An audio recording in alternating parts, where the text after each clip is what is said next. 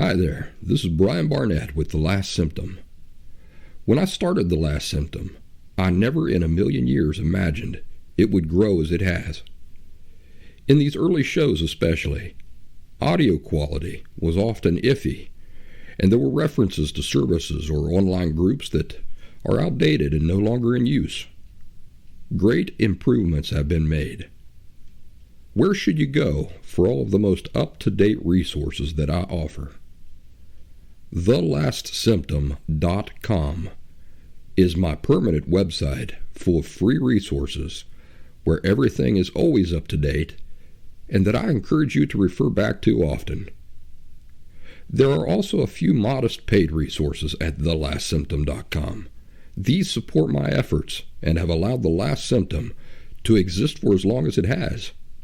These include one-on-one phone conversations with me, one-on-one Zoom video calls with me, and perhaps most importantly, the Last Symptom Fundamentals course, which is a 2-week, intensive, pre-recorded online video course that is far superior to things like DBT. The Last Symptom has a flourishing YouTube and Rumble channel where I publish regular orange slices, which are condensed video insights of 5 or 10 minutes in length. If you're just now discovering The Last Symptom, welcome. I hope you will find every insight and resource you need here for authentic and permanent recovery from emotional disorders such as borderline personality disorder. Now on to the show. I hope you enjoy. Brian Barnett is just a regular guy. He's not a doctor. He has no legal license in any field of mental health nor emotional health. Brian Barnett merely shares the insights he has gained from his personal experiences for anybody who may choose to use such information as they individually and personally choose, while accepting full responsibility for their own individual thoughts, feelings, and behaviors. Brian Barnett assumes no responsibility whatsoever for anybody's individual choice to expose himself or herself to any information that Brian Barnett shares, and by listening to this program, you are acknowledging that you, and only you, are responsible for your own thoughts, feelings, and behaviors. Happy Thursday, everybody. This is your host, Brian Barnett. What a crazy week it's been. Of course, I'm especially thinking about the folks out there in North Carolina, South Carolina today. I hope everybody on the coast stays safe while Category 2 Hurricane Florence comes ashore. And once again, I'm sick. So you're just going to have to bear with me while we get through this. You know, I have worked in schools, I've worked in hospitals, and nothing comes close to being a father. My daughter has the ability to transfer her germs better than the entire hospital environment and the entire school environment. So that's why I end up sick every Thursday. But anyway, let's talk about this hurricane for a minute. Category 2 Hurricane Florence is coming ashore in the Carolinas. In 2004, I was stuck on an island in Florida, and I took a direct hit by Hurricane Jean, listed as one of the deadliest Atlantic hurricanes ever. I'm happy to be able to tell the story nowadays, but these things aren't for certain, you know. Nobody who chooses to stay gets to decide for themselves whether or not they're going to be one of the people who get to tell the story. If a hurricane spurns a tornado, or a fallen tree, or a flying projectile, or the ocean washes your condo away, that's entirely out of your hands. So that's why hurricanes are dangerous. They're just so unpredictable. So I hope everybody out there in the Carolinas has taken heed of the warnings and have gone inland. Because I've got this cold, I'm drinking a hot toddy here while I record this, minus the tea. Yes, you know, this could get interesting. Let's see, what else has been going on this week? Well, on Saturday night, I got some threatening text messages with some ominous, ambiguous threats. Here's what the text message says. I know who you are, but you may not know me. I'm going to advise you that if you don't quit doing this thing that he doesn't like, life will become very complicated for you. Please understand that I have many contacts. I suggest that you start conducting yourself in a professional manner. I am a professional. Think about how I got this number, and I will give you the opportunity to self-correct. So, when I respond to him, basically telling him to get lost, he replies this way: "You have some serious issues now, pal. Just in the way you're talking to me, you have some serious issues." So he's implying again that he's going to hurt me one way or another. So I filed a police report. I talked to a lawyer. And would you believe this? The message comes from a 36-year-old guy who's a licensed therapist in the professional community, in the mental health community in Missouri. I have all his info right here. I've got his phone numbers, the town where he lives, where he works currently, the high school he graduated from, everything. Do you know how he got my number? Probably from a client. So one of his clients has a hair in her biscuit because of me, and maybe she's somebody I spoke to that I later had to ban from our group or whatever. And she goes for her counseling session with him and complains about me in what is supposed to be this professional private setting where this idiot is her personal professional, I say that in air quotes, professional therapist, and this guy decides he's going to play her hero. This is going to be his big hero moment. So the guy who's breaking every code of ethics in the book then sends me, just a regular guy who has no connections at all in the professional community, and that he has never met or spoken to before in his life, this guy sends me threatening messages wanting me to be professional, of all things. It boggles the mind. If we were going to sit down and start counting the ethics violations here one by one, we'd be here all day. So I want this person to know that everybody who needs to know knows who he is, and that I'm doing him a great favor. Buddy, I'm doing you a great favor by chalking this all up to a temporary lapse of good judgment. I could have his professional career end pretty quickly. I could sue the pants off of him. But I'm not going to do any of that because I'm not vindictive. What I want is for him to understand what an idiotic, stupid thing he did. To own his idiotic, stupid mistake like a man, and then never ever threaten anybody again. Because if he does, the consequences will be swift. This person's a father, and I'm a father, and our kids look to be roughly the same age. Also, he's something of a redneck. Does some hunting, served in the military. I'm a hillbilly. My family are all hunters and vets. And I feel like our cultural backgrounds are similar. So I want to give him the benefit of the doubt, and if he's gotten the message, then that's good enough for me.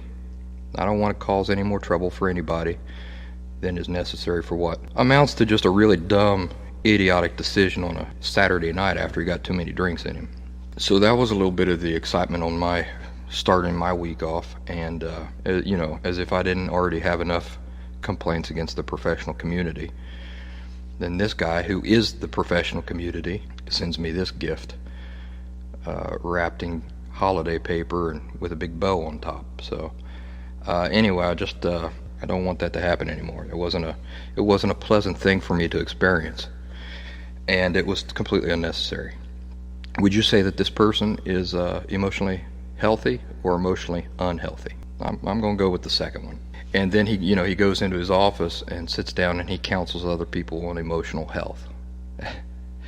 I'm telling you, it's just you start to think every once in a while that maybe I'm exaggerating the things I say about how incompetent some of the people in the professional community are, and then something like this falls on your lap and you realize you're barely scratching the surface. So what I thought we'd talk about today, besides just all the excitement going on this week, is recently in our group I got a message that wasn't addressed specifically to me. It was kind of addressed to me, and it was addressed to everybody. The point of the post was that this person feels like every single thing that he does is motivated by a desire for people to like him. And he was feeling like maybe this wasn't such a great thing. So he asked me to comment on it, and I did. And as I got to commenting on it, it went on and on and on, and I realized that I was expressing some pretty good things here that I hadn't written in any of my articles or anything like that. So I'm going to share them here. So first of all, I apologize to him for taking so long, because I just couldn't get the time to sit down and really give his post the attention it deserved. But what I wanted him to do was ask himself two things. First of all, is the motivation unhealthy? That's the question everybody should ask themselves. Anytime they feel like, I need to fix this, you always think, you always focus on an aspect of yourself and you think, I got to fix this. Well, do you? Do you have to fix that? The way to find out the answer to that question is to first ask yourself, is it unhealthy? And if you come to the conclusion it is unhealthy, you need to ask yourself, why is it unhealthy? Is it unhealthy, and why is it unhealthy? You see, if it's not unhealthy, you got nothing to fix. If you think it's unhealthy, but then you ask yourself, why is it unhealthy? And you can't come up with a good reason why it's unhealthy, you've got nothing to fix. But here's something about this particular aspect of what he was concerned about: wanting everybody to like you and being motivated by that. The truth is that everybody wants to be admired and loved. And healthy people recognize that they need to be admired and loved. And they accept this. I mean, it's a part of how they go about their life, with the acceptance that, hey, I need to be admired and loved. And I want to be admired and loved. Even people who do not know that they want to be admired and loved want to be admired and loved. The most hardened, despicable people who've ever lived, they also wanted to be admired and loved. It's just how we're made. Now, we have to consider the other aspect of this. As with all things involved with a disorder, it's not the thing itself which can be classified as healthy or unhealthy. Rather, it's the reason behind that thing. So, needing to be admired and loved, and even being motivated by that desire, is not in itself an unhealthy thing. However, if the reasons behind that need are that you are unable to generate your own inner validation, which is just another way of saying love for yourself, well then yes, that is a real problem.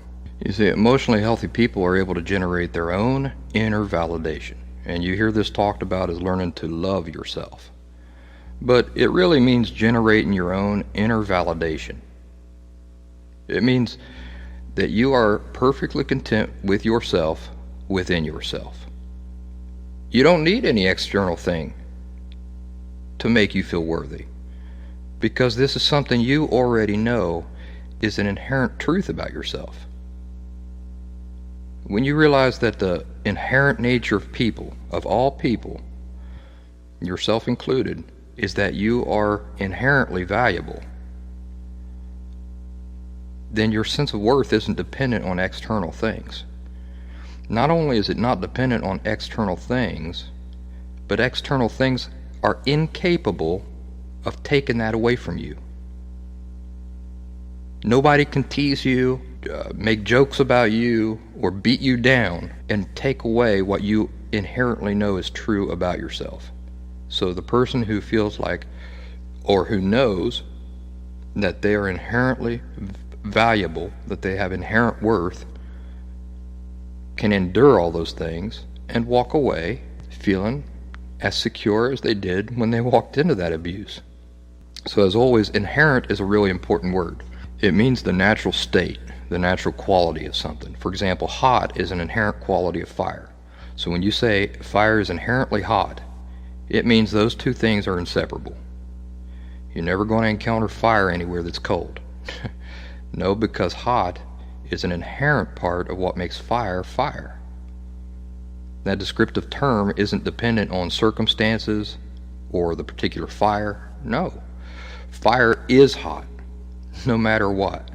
So people have inherent worth. All people do. We live in a world where we're sometimes led to believe that your worth is dependent on how much money you make, or your life's accomplishments, or your physique, or your looks, your IQ. And all of that is, pardon the expression, bullshit. It's just all phony. Your inherent value is a universal truth, and this is independent of any influencing factors whatsoever. So to prove this, let's take into consideration a few different types of people and their beliefs, and religion is going to factor in here, and as well as the atheist viewpoint. If you believe in God or a greater power in general, then you inherently have tremendous worth, because God created you unique among all of his other creations in his image. And this doesn't mean in his physical image, because God isn't a physical being, he's a spirit being. In his image, in the sense that among all of his creations, we're the only beings which share his ability to reason, to contemplate, to feel things profoundly, to plan for our future, as well as to ruminate on the past. Only we have a conscience. Turtles are incapable of contemplating their futures, or ruminating about their past, or feeling things like guilt or principled love. And just as importantly, all creatures, apart from mankind, are incapable of coming anywhere close to expressing such concepts. Think of a bird or a monkey trying to appreciate a complex work of art, or trying to find deeper meaning in a piece of Mozart music, and then expressing his appreciation of it to another bird or monkey. As a linguist, I find it interesting that of all the world's diversity, only humans can communicate complex ideas and feelings. For example, notice this excerpt from the book The Power of Babel by John McWhorter. This is not a religious book, this is a linguistics book. And in fact, I think the author subscribes to the idea of atheism. But anyway, his point here is, this is the excerpt from the book. He says, human beings are not limited to talking about exactly where honey is, to warning each other that something is coming to try to eat us. Neither bees, chimps, parrots, nor dogs could produce or perceive a sentence such as, "Did you know that there are squid 50 feet and longer in the deep sea? They have only been seen as corpses washed up on the beaches." Because animals can only communicate about things either in the immediate environment or a small set of things genetically programmed. The honey is over there. Banana! They could not tell each other about a giant squid even if they had seen one, nor could they talk about corpses even if they had seen plenty. Then there's the specificity for which human language is designed. No animal could specify that the giant squid had been seen in the past rather than being seen right now, nor could they communicate the concept of knowing, such as, "Did you know?" Think about that. It's not that they're able to process these complex thoughts but then can't express them. No, they're incapable of expressing them because they're incapable of processing them, of understanding them, and valuing them. No other creature is capable of observing, valuing, and expressing profound inner thoughts and feelings like you are. If you're specifically a Christian, you believe God gave his only Son to redeem you from sin. He could have just erased everything and started over there in the Garden of Eden, but he didn't do this. While adhering to his perfect sense of justice, he instead made arrangements for his Son to voluntarily serve as a ransom. Now bear in mind that this was a great sacrifice to God himself. And if you're a parent, you can imagine a measure of the pain that God felt and endured by watching while his Son was tortured and murdered without stepping in to stop it. And why did he allow this? If you're a Christian, you know it was for you, for me, and for everybody. And why? Because you have great inherent value. If you're an atheist, scientists claim that the human brain is the most complex thing in all of reality, that nothing else even comes close. Think about that for a moment. Nothing in all the universe, as complex as the universe is on both a macro and micro scale, as complex a thing as the functioning of your eyeball is, for example, or let's say the processes involved with a galaxy being formed, or of the unimaginable complexity of the biodiversity of a forest, how all these life forms are interconnected and dependent on one another? Nothing anywhere comes close to the complexity of what is going on in your head. Now you throw on top of this concepts of everything that had to randomly fall into place for you to exist. I don't subscribe to the idea, but I'm trying to be inclusive of the atheist viewpoint here. People who believe that everything just randomly fell into place for you to exist at all, the complexity of that, you begin to see the broader, more realistic picture of just how rare you are. And what happens when something's rare? The greater its rarity, the greater its value. That's just the way it is. The greater its rarity, the greater its value. Now on top of this, consider, there's never been another you in all of time. There never will be another you in all of time. With your complex brain, which is the most complex thing in all the universe, nor with your specific feelings or thoughts or life experience or reasoning that no other life forms except for human beings are capable of.